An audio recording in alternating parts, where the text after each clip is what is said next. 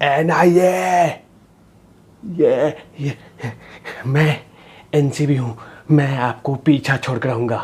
अगर आप सोचते हो कि मैं आगे बढ़ूँगा तो मैं आपको बढ़ने नहीं दूंगा। मैं एनसीबी हूँ, एनसीबी, समीर वानखेड़े की टीम। ये हरा दिया ना।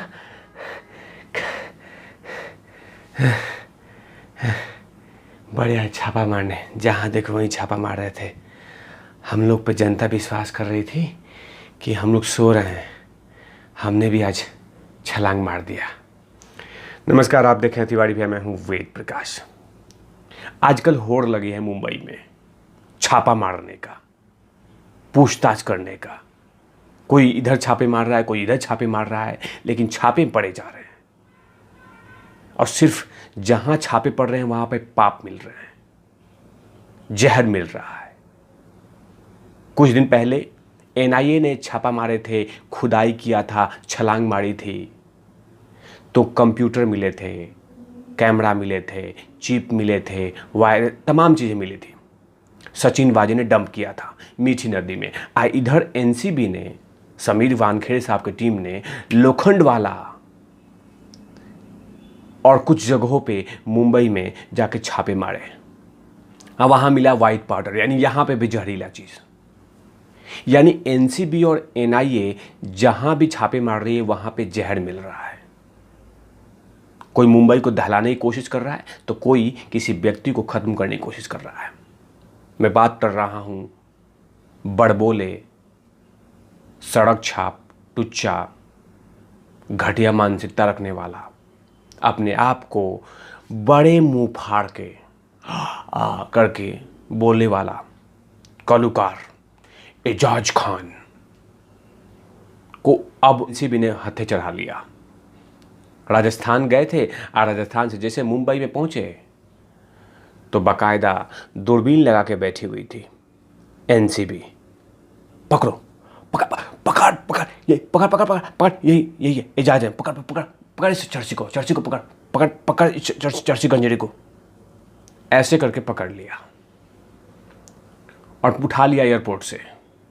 क्योंकि जिस तरह से इसके ऊपर में जो आरोप थे, जो इसमें इसके लिए किसी ने सबूत दिए थे, वो बात व्यक्ति ने कहा था कि एजाज खान लगातार वाइट पाउडर, चीलम, गांजा, जितने भी ड्रग्स का धंधा है उसमें धड़ल्ले से करता है। किसी ने मुंह खोला था, वो सहदाब बटाटा ने। नाम देखिए, सहदाब बटाटा। बटाटा खाएगा दो चाटा। सहदाब बटाटा ने मुंह खोला तो सीधा नाम लिया एजाज खान का। एजाज खान अपने आप को बेहतरीन एक्टर मानते हैं, लेकिन सुई के नोक बराबर भी इसकी एक्टिंग पसंद नहीं करते लोग। कभी फेसबुक पे आता है, कभी यूट्यूब पे आता है, कभी किधर जाता है, कभी किधर जाता है, और अपना दुकान चलाता रहता है। अनर्गल बयान, सड़क छाप हरकतें, कभी मोदी जी को गाली देना, कभी योगी जी को गाली देना, कभी किसी और को गाली देना, देवी देवताओं को गाली देना, कुछ भी उलूल जुलूल बयान देता रहता है। लेकिन अब की बार हत्थे चढ़ा है एनसीबी। और एनसीबी पे जैसे बहुत सारे लोग सवाल उठा रहे थे कि एनसीबी सो रही है, एनसीबी सो रही है, एनसीबी सो रही है। एनसीबी क्या कर रही है, एनसीबी क्या कर रही है, एनसीबी क्या कर रही है? लेकिन एनसीबी ने एक बार में सीधा पहले बॉल पे छक्का। क्योंकि एनआईए जिस तरह से काम कर रही थी तो कहीं ना कहीं जनता जनार्दन को लग रहा था कि आखिर एनसीबी जब से चार्जशीट दाखिल किया है एनडीपीएस कोर्ट में, तब से कुछ बोल नहीं रही है, कुछ धमाका नहीं कर रही है।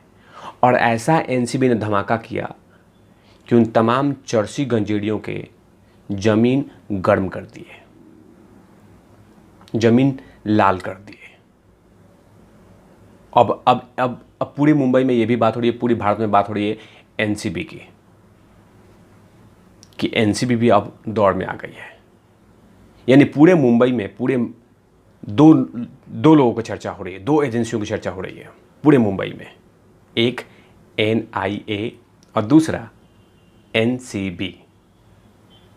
एनसीबी लगातार अपने काम से लगभग 6 महीने में बहुत सारे लोगों को पकड़ा है, बहुत सारे ड्रग्स पैडलरों को हाथे चढ़ाया है, अपने कंगन पहनाया है। उसमें सबसे बड़े बड़े कलुकार हैं कपिल शर्मा के शो में आने वाले लल्ली टल्ली मल्ली जल्ली। बहुत ऐसे कलाकारों को उन्होंने उठाया है और उनका इलाज किया है। माल है क्या, सारा अली खान, लिपिका पादुकोण, बहुत सारे कलाकारों को उन्होंने उठाया। उसमें सबसे नंबर 1 पे आती हैं मिस जिया चक्रवर्ती, उनका भी नाम है। लेकिन धीरे धीरे कहीं ना कहीं चार्जशीट के बाद एनसीबी हल्का कुछ इंतजार कर रही थी।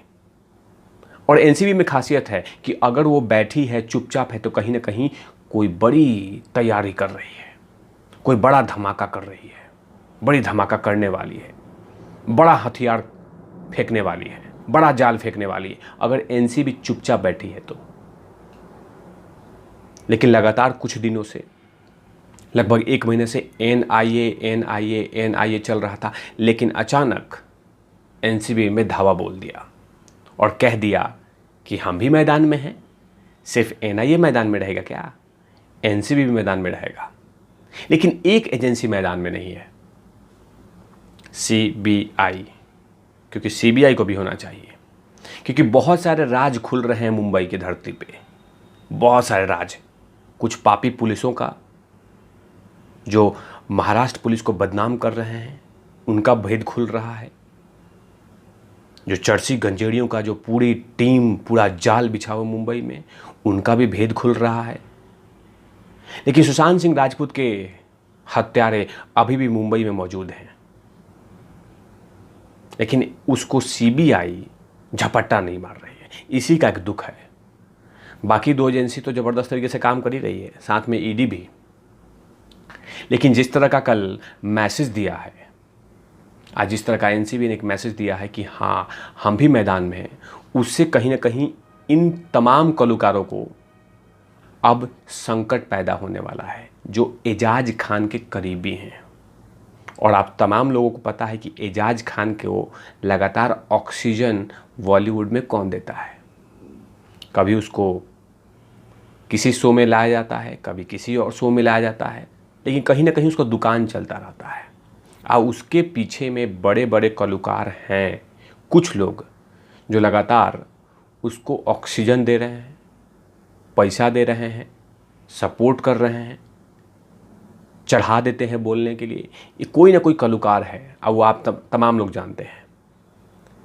तो जैसे ही इनसे पूछताछ शुरू होगी, उन कलाकारों का नाम सामने आ जाएगा कि वाइट पाउडर वो भी लेते हैं, या वाइट पाउडर में संलिप्त हैं, या वाइट का पाउडर का लगातार कंजप्शन करते हैं। ये तमाम चीज़ें कुछ दिन के बाद सामने आएगी। क्योंकि एनसीबी को एक बड़ा ड्रग्स पैडलर जैसा मिला है व्यक्ति, उसका नाम है एजाज खान। इसका जो लिंक है वो कुछ कलाकारों के घर पे पहुंचा हुआ है, और एनसीबी अब चाहेगी कि इससे तमाम इन्फॉर्मेशन निकालने के लिए। तो इंतज़ार कीजिए एनसीबी का, क्योंकि एनसीबी भी कुछ ना कुछ बड़े खुलासे कुछ दिनों में करने वाली है। ऐसे तमाम खबरों के लिए आप देखते रहिए तिवारी भैया। मैं हूँ वेद प्रकाश, कैमरामैन ध्रुव लाठी के साथ ओपन आउट लवीस।